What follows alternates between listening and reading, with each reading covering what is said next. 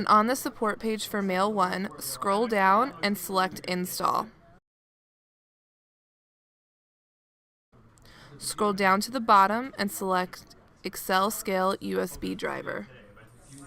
Choose Save As and select your file path.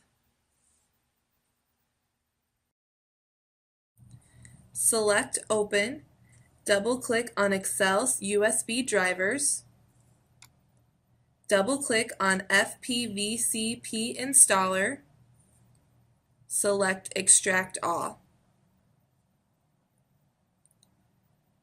Select a destination for your extract files, select Extract. Double-click on Excel USB Drivers, double-click on FPVCP Installer. Excel Driver Install will pop up. Select Install. You will be asked to verify. Select Install.